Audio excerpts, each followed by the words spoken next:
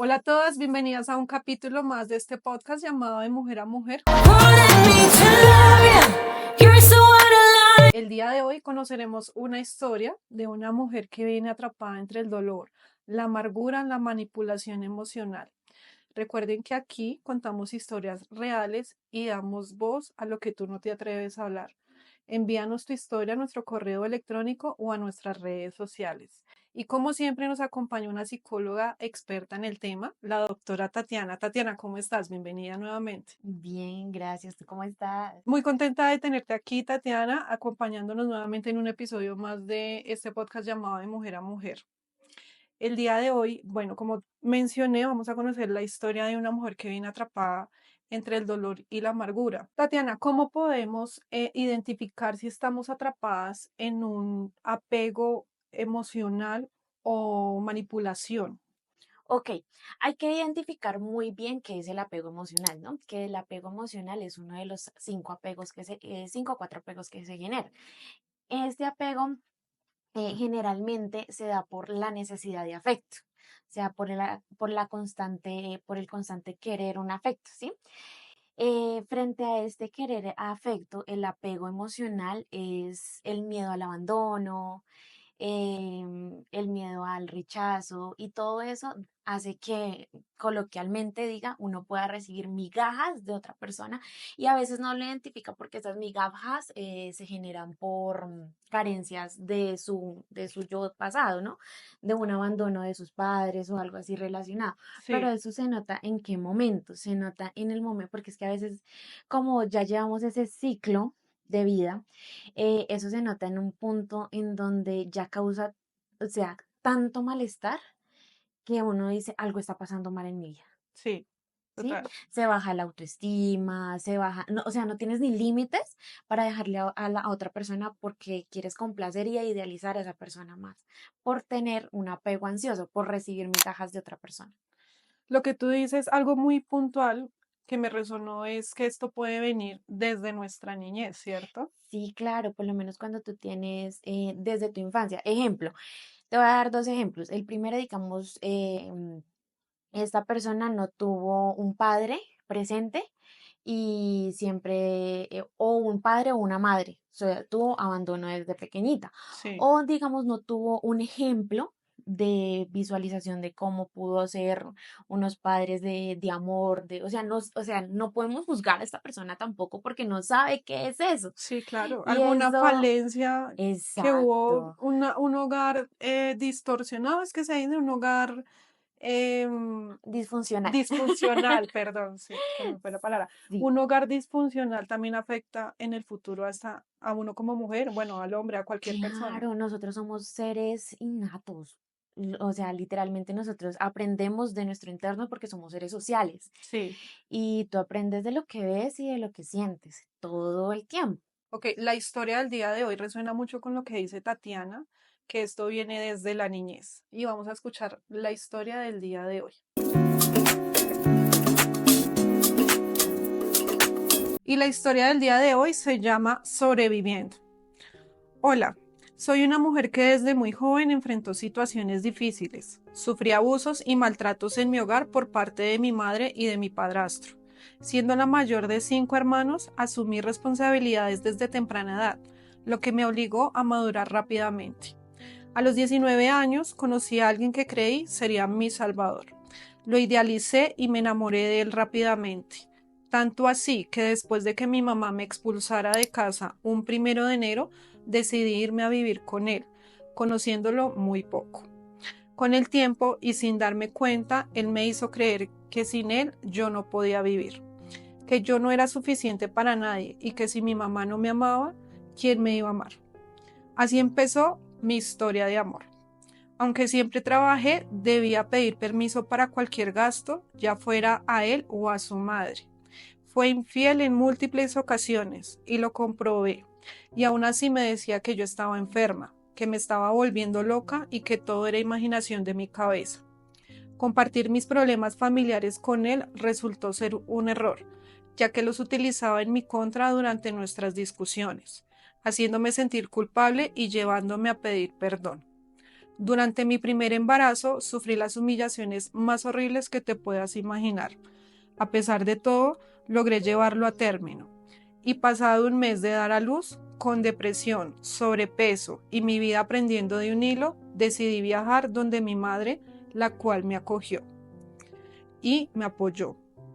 Él reapareció argumentando que debíamos estar juntos por nuestro hijo. Y ciega, acepté. Así pasaron 4 años de tristeza, de engaños, hasta que quedé embarazada de mi segundo hijo. Y aunque este embarazo no fue mejor que el anterior, porque pasé hambre, tristezas, pero tomé la decisión de terminar todo de una vez por todas. El mismo día que inicia la pandemia aquí en Colombia, él sufrió un accidente que lo dejó en coma por un mes. Yo muy inocente creí que con esto nosotros íbamos a estar más fuertes. Aún con mi bebé de menos de un mes, lo cuidé. Estuve para él mientras su familia solo quería ver cómo se lucraba del accidente.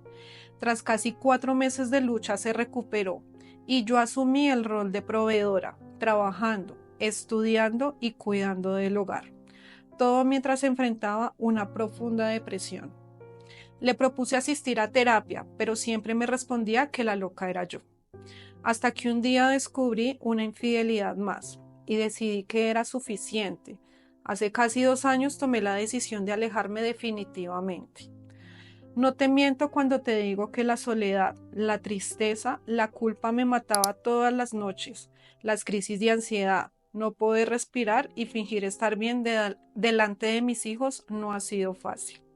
Hace casi un año comencé a hablar con un chico amable que me ha acompañado en este proceso. Al enterarse el padre de mis hijos, me agredió físicamente. Me humilló frente a ellos y me amenazó a tal punto que tuve que salir de la ciudad donde había vivido toda mi vida, dejar mi trabajo y dejar todo lo que había conseguido con mis hijos. Decir que estoy completamente bien sería mentir. Estoy empezando de cero, pero mis crisis son menos frecuentes. Duermo mejor, me alimento adecuadamente y lo más importante, ya no me siento tan culpable. Gracias por escucharme.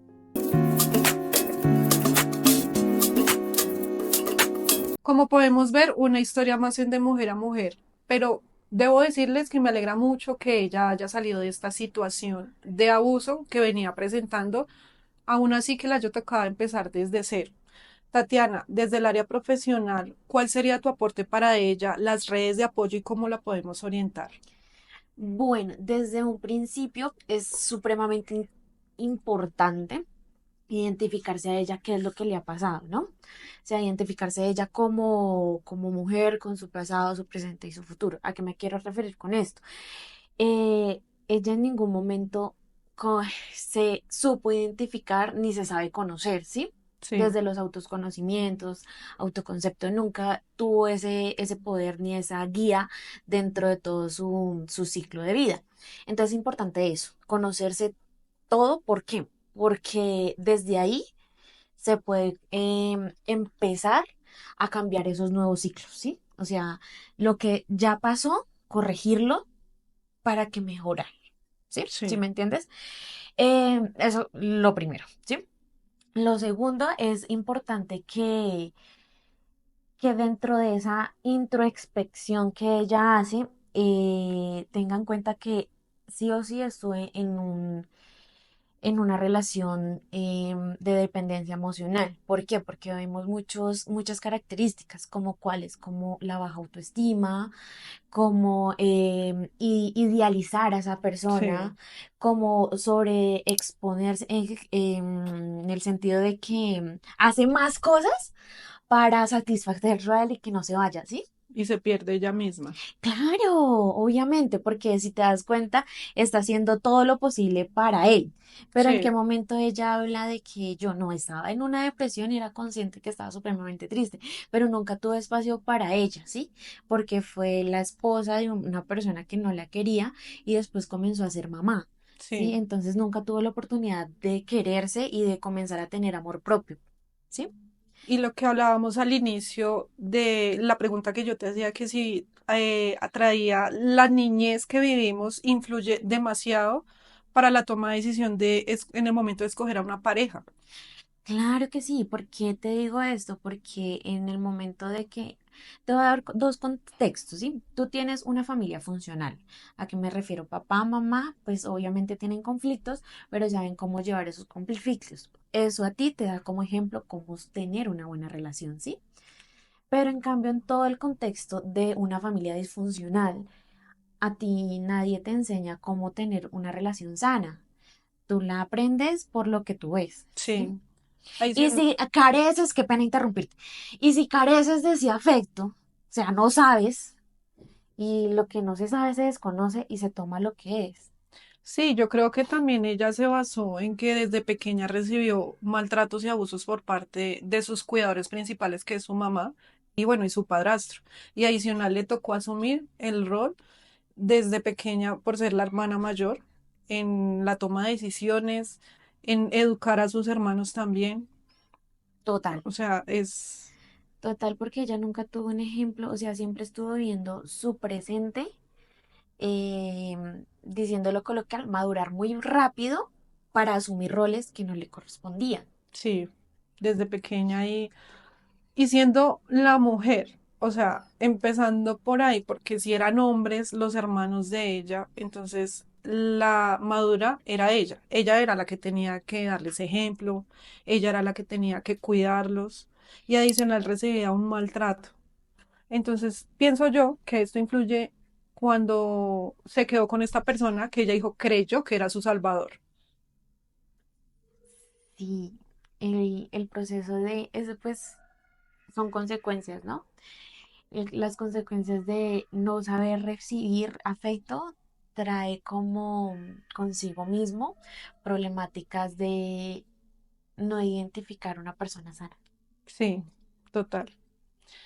Tatiana, ¿qué herramientas podemos brindarle a la dueña de esta historia o a las mujeres que se sienten identificadas? Bueno, frente a todo el proceso, es importante comenzar a generar límites. Los límites no es como una línea, como todo el mundo le dice, hasta aquí llegar. No, eso pues sí es como de cierta manera un punto. Pero el punto del límite es enseñarle a la a la otra persona que estoy dispuesta y que no estoy dispuesta a hacer, ¿sí? Como los negociables y no negociables. Vamos por esa misma línea. ¿Hasta qué punto llego y hasta qué punto no llego? Exacto. Los límites es enseñarle a la otra persona qué debo hacer con respeto, ¿sí?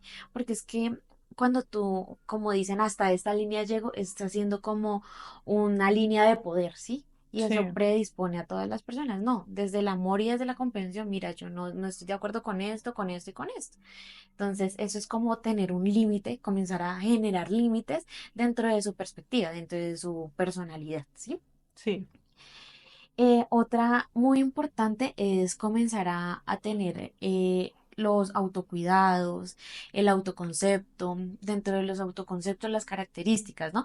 Entre las características son las características del pensar, del sentir y de actuar, ¿sí? De cómo yo me siento, cómo yo actúo y yo cómo me, me proyecto, ¿sí? O sea, cómo yo misma me miro.